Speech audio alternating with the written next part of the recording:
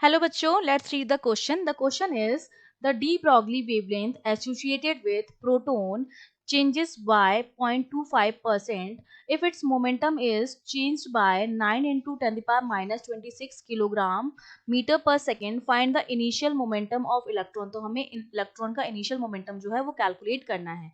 तो देखिए इस क्वेश्चन को सॉल्व करने के लिए हमारा जो की कॉन्सेप्ट रहेगा, हम जानते हैं कि जो हमारी डी ब्रॉगली वेवलेंथ होती है lambda, that is given by h upon p, जहां पर h प्लांक कांस्टेंट है, p मोमेंटम है और लैम्डा आपकी वेवलेंथ है. तो यहां से मुझे एक चीज पता चल रही है कि लैम्डा जो मेरा है वो p के क्या है, इनवर्सली प्रोपोर्शनल है. तो इसका मतलब जब हम चेंज करेंगे लैम्डा में डेल्टा लैम्डा, जब मेरा लैम्डा प्लस डेल्टा लैम्डा हो जाएगा, डेल्टा लैम्डा क्या है, चेंज इन वेवलेंथ है, तब मेरी पी में चेंज कितना आएगा, क्योंकि जब मेरा लैम्डा था तब मोमेंटम पी था, अब ये लैम्डा प्लस डेल्टा लैम्डा हो गया है, तो मेरा चेंज कितना हो जाएगा, इनवर्सली प्रोपोर्शनल है, तो पी मेरा माइनस डेल्टा पी के बराबर हो जाएगा, क्योंकि एक बढ़ेगा तो दूसरा अपने आप क्या हो जाएगा, घटेगा. तो ये चेंज इन मोमेंटम है हमारे पास डेल्टा पी, और डेल्टा लैम्डा मेरे पास चेंज इन वेवलेंथ है, और दोनों की वैल्यू जो है वो हमको गिवन है. तो इस कॉन्सेप्ट को यूज करके हम सॉल्व करेंगे इस क्वेश्चन को. तो अब हम जानते हैं हमारा जो p आएगा इस फॉर्मूले से वो हमारा किसके बराबर आएगा, h अपॉन लैम्डा.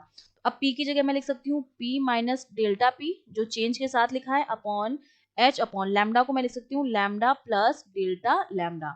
अब सिंपली मुझे वैल्यूज पुट करनी है, तो ये मेरे पास वैल्यू क्या हो जाएंगी, यहाँ से अगर p माइनस डेल्टा p मैं लिखूं तो h अपॉन लैम्डा तो हम क्या ले लेंगे, कॉमन ले लिया हमने, ठीक है. और यहाँ पर हमारे पास बचेगा h अपॉन लैम्डा कॉमन आ गया, ब्रैकेट में मेरे पास बचेगा 1 अपॉन डेल्टा लैम्डा की वैल्यू कितनी है, 0.25% है अपॉन 100, ठीक है, इतना आ जाएगा हमारे पास.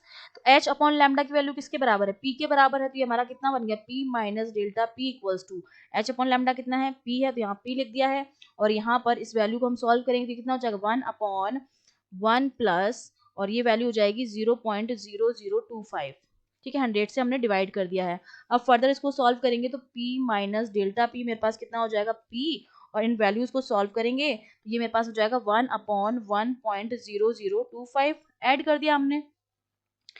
अब हम क्या कर सकते हैं, हम इसको इस तरफ लेके आए तो ये हो जाएगा, p वाले टर्म्स को एक तरफ लेके आ गए तो p minus p 1 upon 1.0025 which is equals to delta p, और डेल्टा p की वैल्यू जो है वो हमको गिवन है, तो यहाँ से हमने p कॉमन ले लिया पहले, तो यहाँ पर हमारा बचा 1 minus 1 upon 1.0025 which is equals to delta p, ठीक है. तो यहाँ से p मेरे पास कितना आ गया, ये आ जाएगा 1.0025 minus 1 upon 1.0025 which is equals to delta p.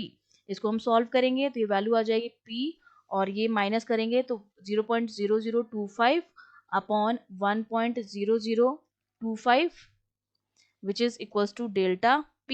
तो यहाँ से p की जो वैल्यू आ जाएगी वो हमारे पास कितनी आ जाएगी, यहाँ पर इस वैल्यू को हम सॉल्व करेंगे तो ये वैल्यू हमारे पास आ जाएगी 1.0025, इसको इस तरफ लेके गए तो रिवर्स हो जाएगा, अपॉन 0.0025 इंटू डेल्टा पी की वैल्यू कितनी है, 9 इंटू 10⁻26. तो p जो हमारा इनिशियल मोमेंटम था, इन वैल्यूज को सॉल्व करने के बाद उसकी जो वैल्यू हमारे पास आ जाएगी वो आ जाती है 3.6 इंटू 10⁻23, और इसकी यूनिट क्या हो जाएगी, किलोग्राम मीटर पर सेकेंड.